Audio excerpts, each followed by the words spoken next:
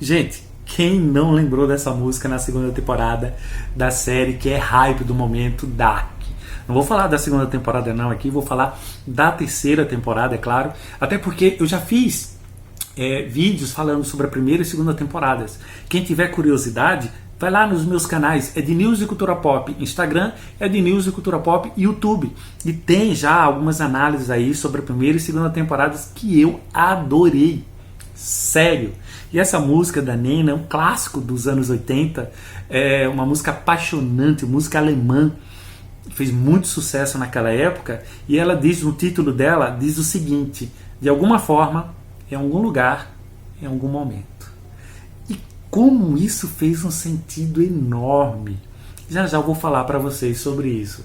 Mas vamos lá. Como foi a terceira temporada de Dark? Olha, sabe daquela série que pega a premissa, joga pra gente e deixa todo mundo curioso, e na segunda temporada arrasa com tudo, é um espetáculo, e na terceira temporada vai tentar explicar todos os pontos, não consegue, é claro, porque é complicado. Esse não consegue também é entre aspas, porque cada um vai ter uma interpretação própria, né, diferente, mas vai amarrar de uma maneira enxuta e de uma forma, para mim, pessoalmente falando, magistral. Melhor série de ficção científica em décadas. Sinceramente, olha, muito boa. Fez jus à fama e o hype que está aí nesse momento. Então, gostei muito da série. Na primeira temporada, eu lembro que eu fiz um vídeo e eu tinha citado uma frase do grande Stephen Hawking, né? De Uma Breve História do Tempo. Eu gosto muito da frase dele, quando ele dizia: por que lembramos do passado, mas não conseguimos lembrar do futuro? E olha, que barato. Como a terceira temporada, essa frase fez um significado enorme. E por vários sentidos. Primeiro porque a gente, na primeira temporada, já sabe da viagem no tempo. Na segunda temporada, a gente começa a entender não só a questão de viagem no tempo e no final, então, viagem entre mundos, mas principalmente das consequências e de pessoas que viajam no tempo, mudam o passado, e isso se reflete no presente delas e elas não lembram. Que barato! A série inverte a frase do Stephen Hawking. O grande dilema da série não é o futuro, mas em as pessoas se lembrar de algumas coisas que elas mesmas fizeram no passado e estão no presente e não perceberam. E aí a gente vai ver filhas que são mães da própria mãe. Complicado, isso é complicado pra caramba. Mas por outro lado, uma coisa que me ajudou muito a compreender a terceira temporada, os primeiros episódios foram, para mim, eu confesso a vocês, um pouco estranhos. Eu não gostei muito dos primeiros episódios. Eles começaram a mostrar um monte de coisas e de repente você percebeu que a questão não era só viagem no tempo, mas a viagem no tempo e em mundos paralelos, pelo menos 3. E de que maneira isso eu acho que pode fazer sentido. E eu comecei a me perguntar, bem, se você acredita em viagem no tempo, qual o problema de acreditar em viagem entre mundos paralelos? Se você acredita numa coisa, acho que não tem problema nenhum de acreditar em outra. Até porque há, assim, essa relação entre viagem, espaço e tempo e viagem entre mundos e as mudanças que isso pode causar. E aí, antes de avançar, eu queria citar algumas referências. Talvez a principal delas é que a viagem, a máquina do tempo, de H.G. Wells. Toda aquela problemática de tentar resolver uma coisa e não dar certo. Na obra clássica de H.G. Wells, toda vez que o personagem principal tenta voltar ao passado para tentar salvar a esposa dele, alguma coisa não dá certo, ele não consegue, e isso vai interferir no futuro e vai trazer momentos catastróficos. Isso lembra também uma outra obra chamada Efeito Borboleta, né? Que tem um filme com Ashton Kutcher que é um barato. Bater de uma borboleta do outro lado do continente pode causar um furacão aqui, né? A teoria do caos. E por que eu estou dizendo isso? porque há um momento na série em que o personagem percebe que não vai conseguir mudar nada. Ele precisa ir para a Matrix, para a origem de todas as coisas, onde tudo se originou. E olha a referência aí a Matrix. Mas para chegar nessa Matrix ele precisa passar por vários portais ou portões. E aí, na terceira temporada, minha nossa, tem o portão de Tannhauser. Gente, homenagem maravilhosa a Blade Runner, né? A fala do androide interpretado pelo saudoso Rutger Hauer, né? Quando ele fala que todas as coisas que ele viu, inclusive os portões de Tannhauser, vão se perder como lágrimas na chuva. E é maravilhoso isso. Que homenagem maravilhosa a clássicos da literatura e do cinema também. Então eu gostei muito dessas referências, mas por que eu estou dizendo isso, né? A questão de tempo, de espaço e de mundos paralelos. Isso me fez lembrar uma passagem nas Escrituras, na Bíblia, quando Cristo é questionado porque ele perdoa os pecados de uma pessoa. E Cristo diz, mas qual é o mais fácil? Dizer, teus pecados são perdoados ou levanta-te e anda? Quem pode fazer uma coisa pode fazer outra. Então, se você pode viajar no tempo, qual o problema de viajar entre mundos? Só que a série, ela potencializa isso. E a grande questão é, desde a primeira temporada, essa viagem no tempo era uma viagem no tempo entre mundos paralelos também, porque a ideia de mundos paralelos só vai acontecer na terceira temporada. E até a gente se situar e perceber, minha nossa, eu não acredito, aconteceu isso, isso. E todas aquelas coisas que aconteceram na primeira temporada, eu fico perguntando. Então, alguns eventos ali não foram no mundo de Jonah, mas em outros mundos. Então a gente é levado a fazer esses questionamentos e são fantásticos.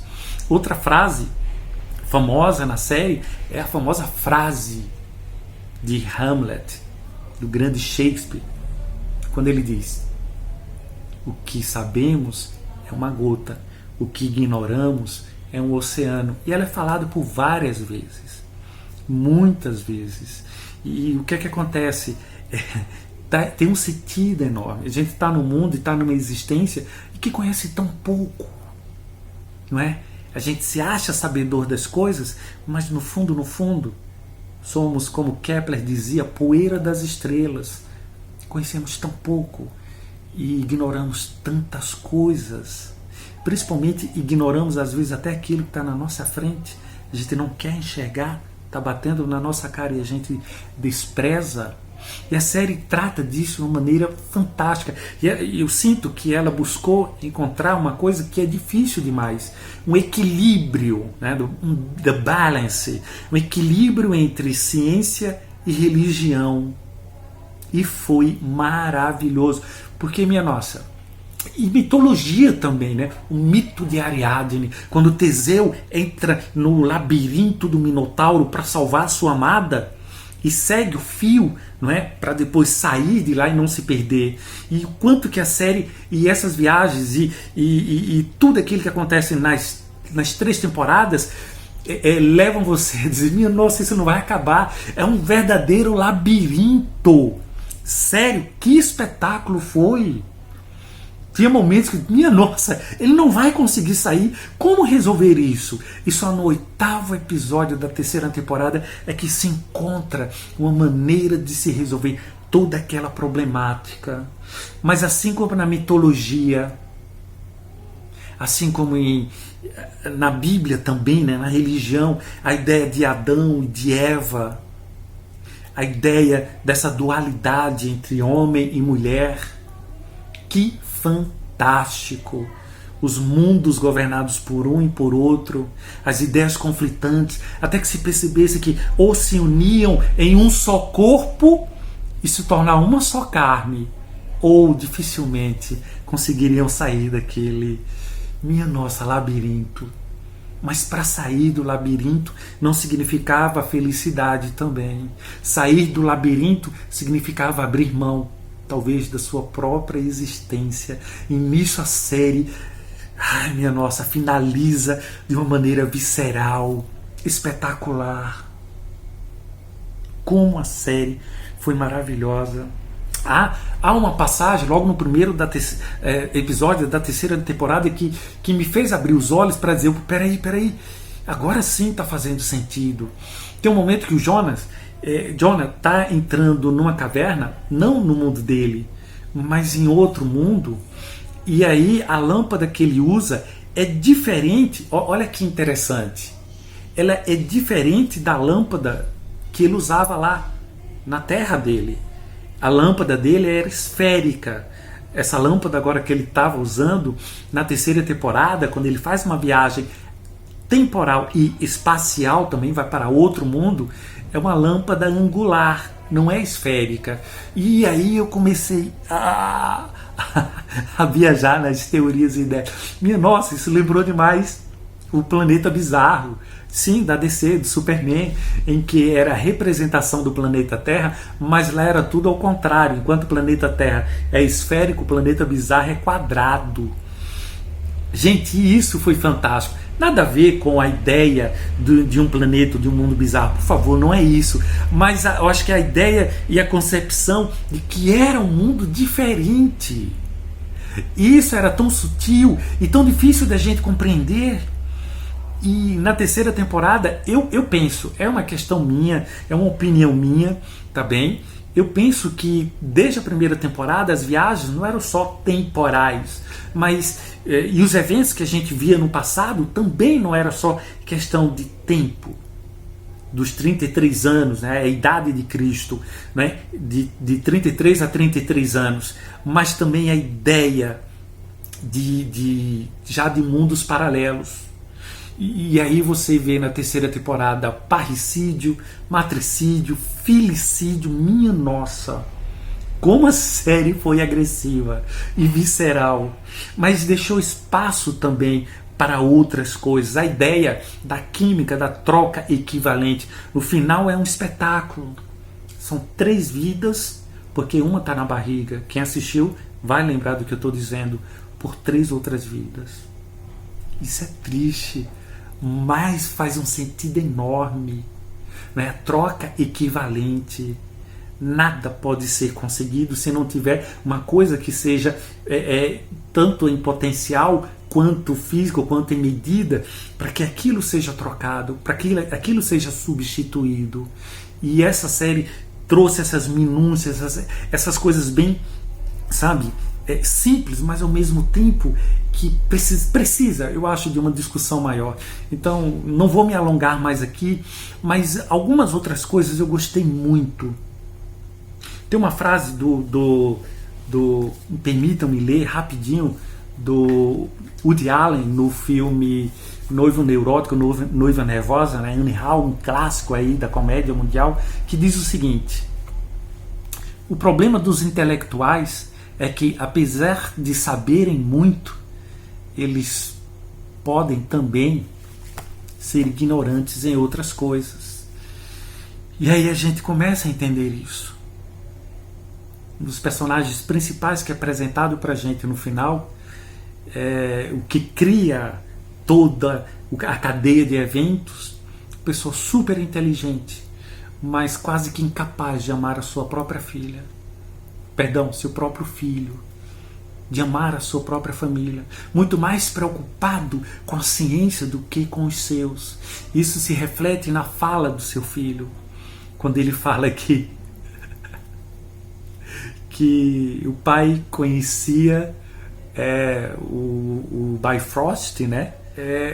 O filho dele fala: o senhor conhece os conceitos de Esterhazy, não é? O senhor conhece tanto sobre ciência, mas é incapaz de saber alguma coisa sobre mim.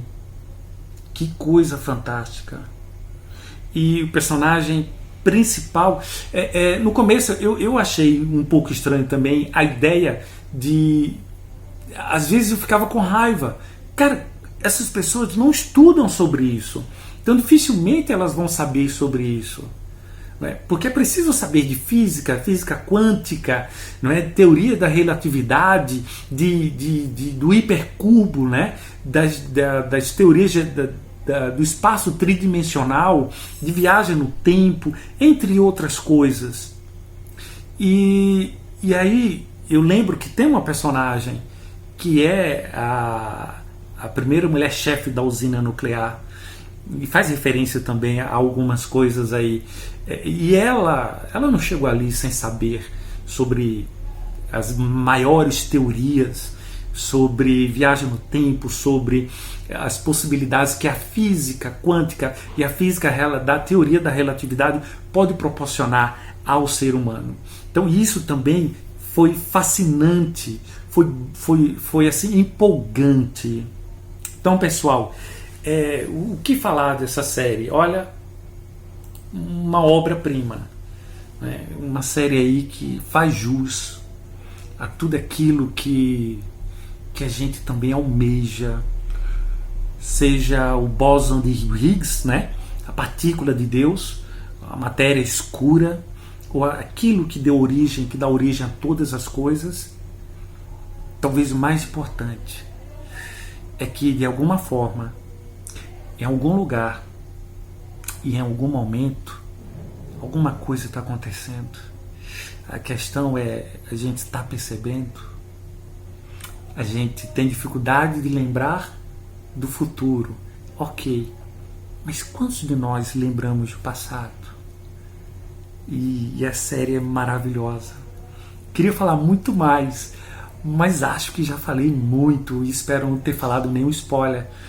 Mas, olha, deixa teus comentários,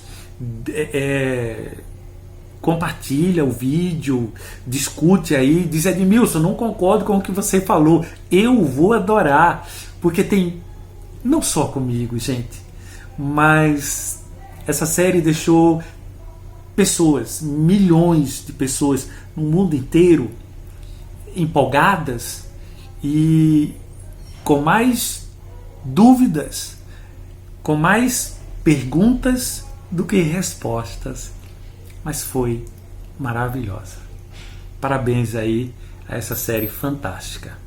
Minha hora já deu, me despeço por aqui e a gente se vê tão logo em outro vídeo de Ed News e Cultura Pop. Até a próxima.